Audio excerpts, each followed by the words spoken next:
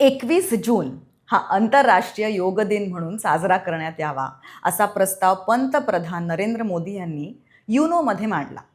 त्याला America, England, चीन, France, रशियासह 177 देशांचा पाठिंबा मिळाला. मात्र भारतीयांना योग त्या आधीही माहिती होताच की.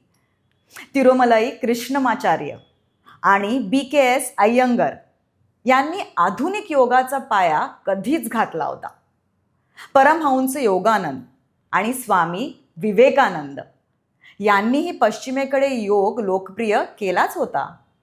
परंतु भारतातील घराघरात योग पोचवण्याचं श्रेय जातं ते स्वामी बाबा रामदेव यांना. या कामी त्यांनी टीव्हीचा जाणीवपूर्वक उपयोग करून घेतला.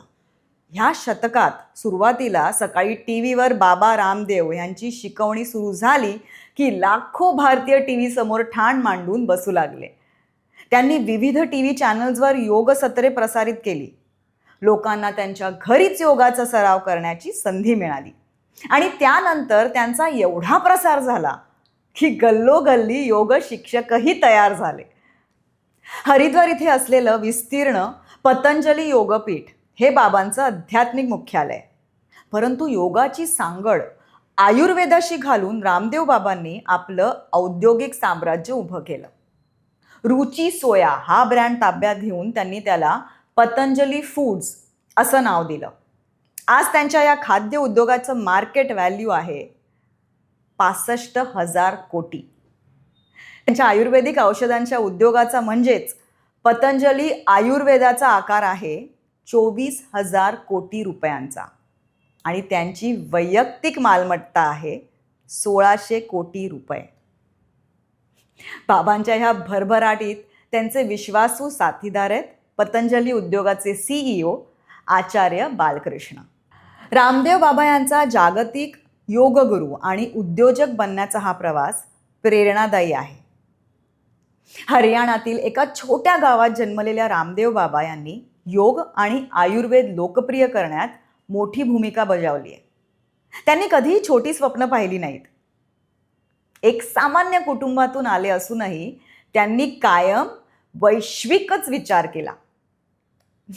कठोर परिश्रम आणि समर्पणाने त्यांनी आपली सगळी स्वप्ने प्रत्यक्षात आणली. मूळ नाव रामकिशन यादव असलेल्या रामदेव बाबा यांचा जन्म हरियाणात एका सामान्य शेतकरी कुटुंबात झाला. लहानपणापासूनच रामदेव बाबांचा संन्यासी वृत्तीकडे कल होता. वयाच्या 16व्या वर्षी ते संन्यासी होण्यासाठी स्वयंप्रेरणेने घराबाहेर पडले. पुढे स्वामी कृपालुदेवजी महाराज ह्यांचे परमशिष्य असलेल्या स्वामी शंकरदेवजी ह्यांचे शिष्यत्व त्यांनी स्वीकारले. प्राचीन ग्रंथ, संस्कृत व्याकरण, वेद पुराणे, आयुर्वेद, पतंजलीचा योगदर्शनावरील योगसूत्रे हा ग्रंथ इत्यादींचा त्यांनी सखोल अभ्यास केला. पुढे हिमालयामध्ये जाऊन त्यांनी संन्यास घेतला आणि रामदेव हे नाव धारण केले. हरियाणातील कनखल येथे दिव्य योग मंदिर ट्रस्ट ह्याची स्थापना केली.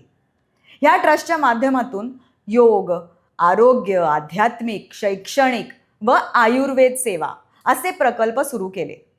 पाश्चात्य ट्रेंडची नकल करण्याऐवजी त्यांनी भारतीय ज्ञानाचा प्रचार केला. भारतीय संस्कृतीची मूल्ये स्वीकारली. भारतीयत्व आणि श्रद्धेचे प्रतीक म्हणून स्वतःची प्रतिमा अत्यंत हुशारीने तयार केली. रामदेव बाबा नेहमीच आपले मत स्पष्टपणे व्यक्त करत असतात. मग ते आरोग्य असो, सामाजिक विषय किंवा राजकारण असो.